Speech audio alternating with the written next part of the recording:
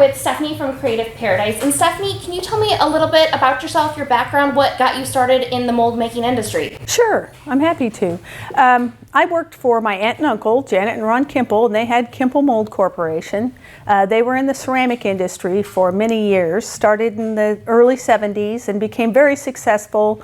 And I started working for them in the 80s after college. I worked for them full-time until the year 2000. They decided to retire. Ceramic sales were on a little bit of a decline, and so they decided to retire, and they sold me the assets of the business, and I continued making molds but named the company Creative Paradise Incorporated. A story behind that is the reason I came out with the name Creative Paradise is I'd come home for work and my husband would ask me how work was, and I said, you know, another day in paradise. And so that's the story behind the name. But really we try and create a creative paradise. That's our whole vibe, is we're trying to create an atmosphere of happy creativity. We're where creativity takes shape is kind of one of our taglines. So we started in the ceramic industry making plaster molds for people that did ceramics. And then we started to segue into molds for hand builders of clay. So we made texture molds for clay and sprig molds for clay and had some relative success with that. But then I stumbled upon fusing at a convention and I fell in love with it. And I thought it was beautiful and amazing, one of the most beautiful things I've ever seen, and realized the molds people used for that were made out of ceramics, and we had every skill set and resource to make those things. And so we started to make molds for glass. So what inspires you and what inspires your art for the molds, the designs? Where'd you get those ideas? They come from all over, really.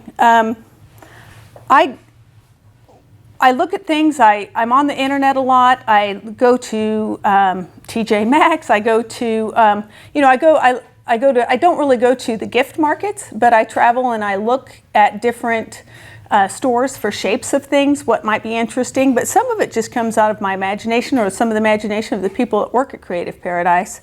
This is a good example of that. We made a mold, when we first did this, it was kind of innovation. We made a mold that would make glass drop through a ring and then join to a piece of glass that's draping on the bottom. And so it's a drop and drape.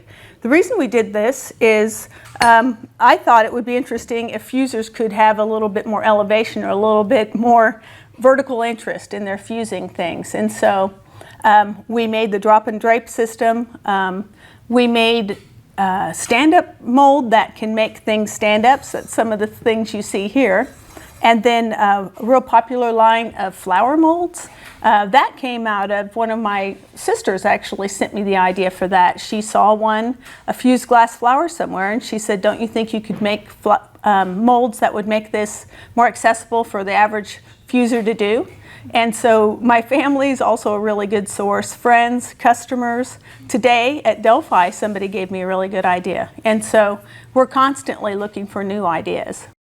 What does being creative mean to you? That's a good question. I think being creative means to just use that creative part of your brain. I think it's a very vital part of everybody's life. I think that if we could just all be more creative in any way. It's good therapy for anybody to use the creative part of their brain.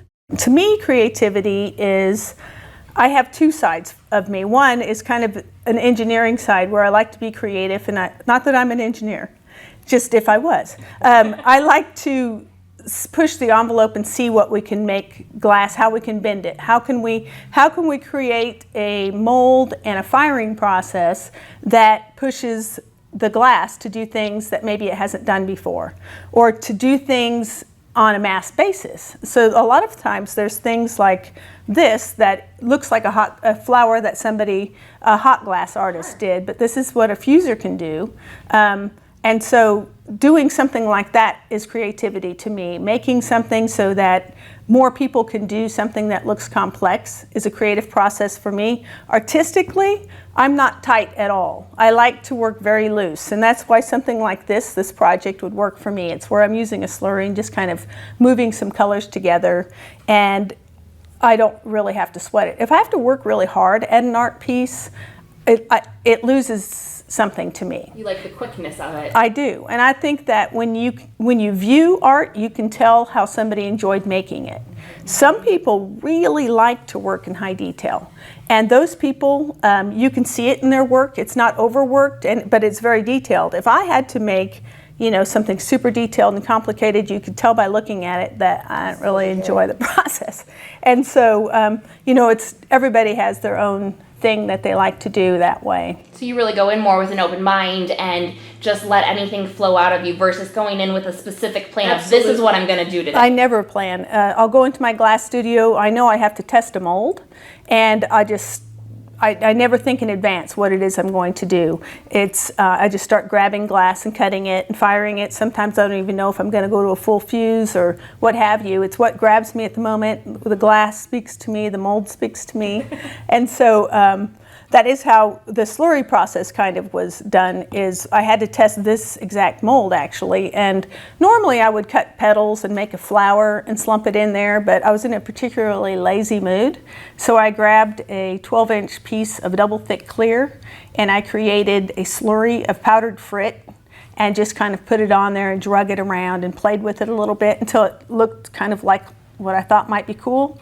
And then I put it on the mold and I fired it in one firing, not knowing exactly what it would do. And I lucked out and it turned out really pretty. And it's been one of my, this one, by the way, was not by me. This is by Val from Delphi. And so I just want you to know that she did this beautiful poppy using this mold. But that is how I work as an artist. It almost looks like watercolors with your purple and yellow flower, as if you painted it. Yep. And sometimes what's cool is the unexpected. You can use glass that will, the translucency will create a color where they meet or they react. You don't even know they react until afterwards, but that's what I like. I like the magic of what happens. Some people like everything to be very expected, predictable, and I don't like that.